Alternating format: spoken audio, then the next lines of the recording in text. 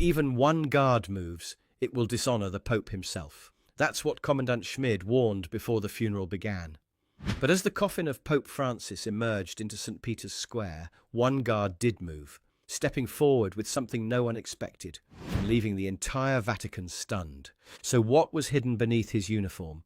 Before we reveal it, press the subscribe button and drop a comment below telling us where in the world you're watching from. Now, without further ado, let's get into it. The polished black boots of Lance Corporal Lucas Baumann remained perfectly still against the ancient stones of St. Peter's Square.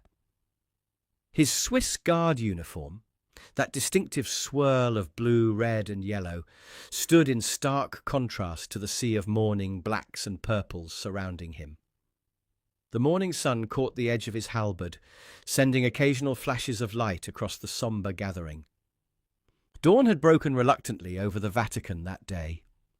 A chill hung in the air, unseasonable for late April, though fitting somehow for the occasion.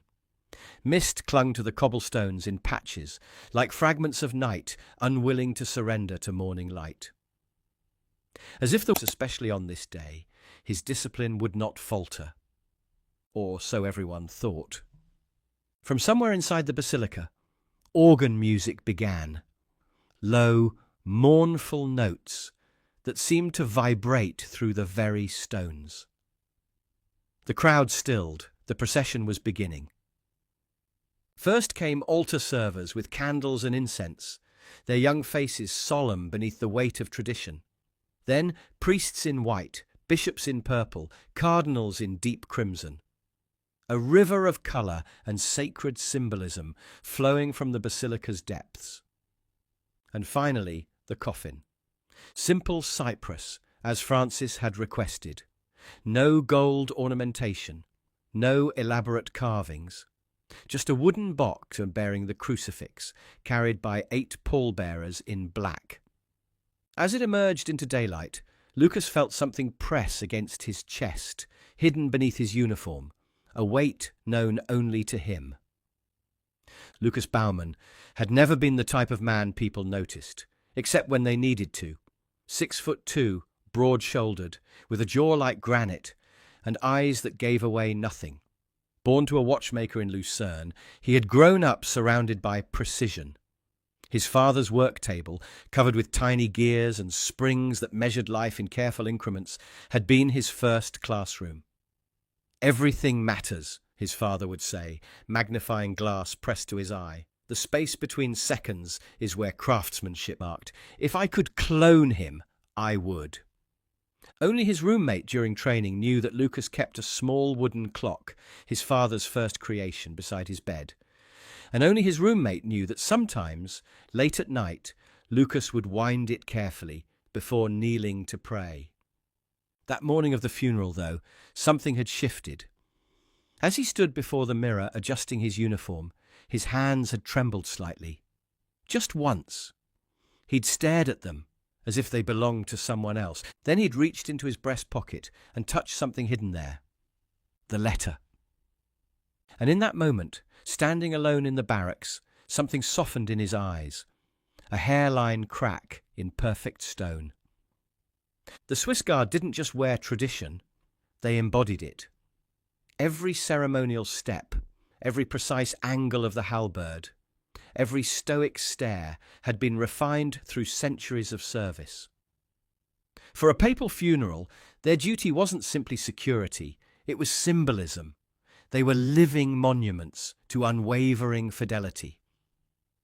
That morning, in the Guard's private chambers beneath the Vatican, Commandant Schmid had addressed the funeral detail with unusual solemnity. The grey-haired officer moved slowly between the rows of guards, his voice low but penetrating, making brief eye contact with each guard. Any deviation will dishonour not only the pontiff, but the faith itself. Lucas had stood motionless, his breathing controlled, his face impassive. But behind that mask, his mind had drifted to another conversation, another room, another promise.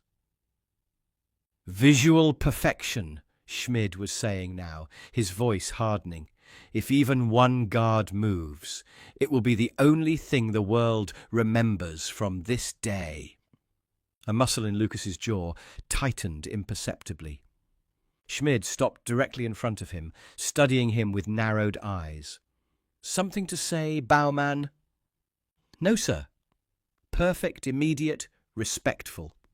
Schmid nodded and moved on, but not before giving Lucas a final, lingering look, the kind veteran officers give when their instincts prickle without clear cause. As the guards filed out toward their positions, an older officer caught Lucas by the elbow just for a moment and leaned in. "Remember who you serve today, bowman," he whispered. "Not just the office. The man." It had started with a child's cry. 5 years earlier, a minor breach, quickly corrected, barely noticed, except by the Pope. 2 days later, a Vatican aide had appeared at the guards' barracks with a message.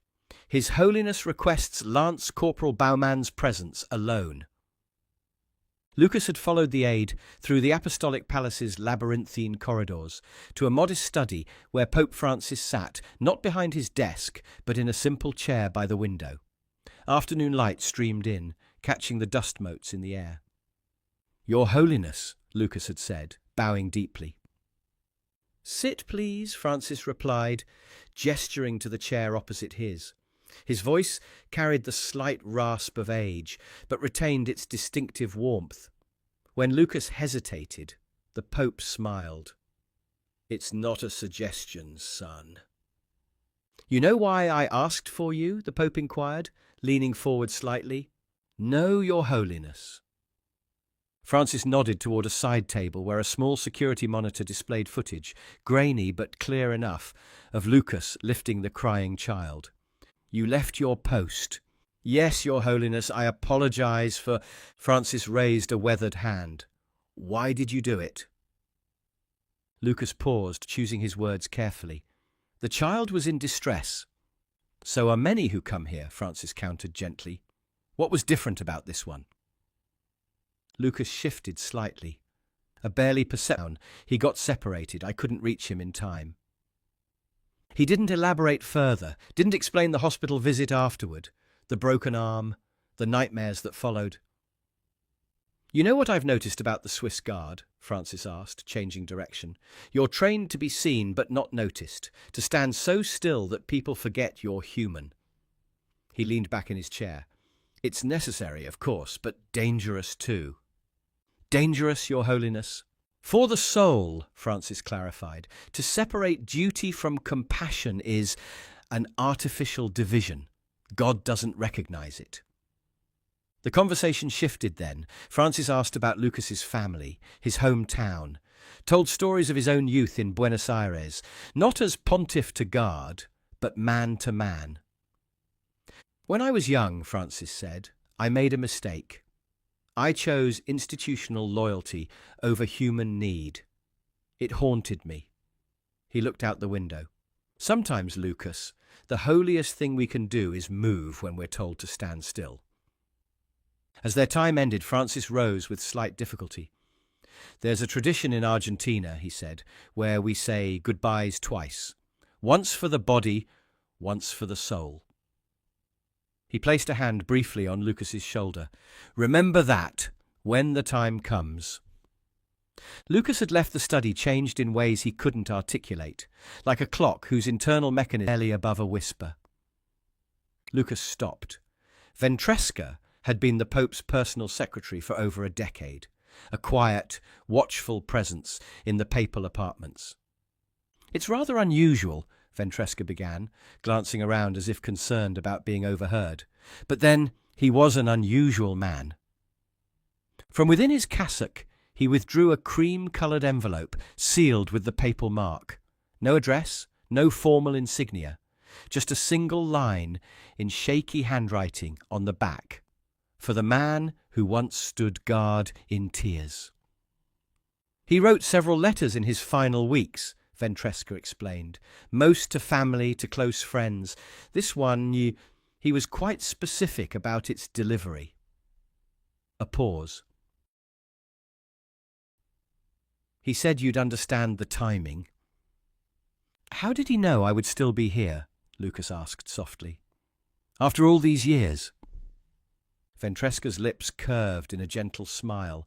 He said, some men stand guard because it's their duty, others because it's their nature.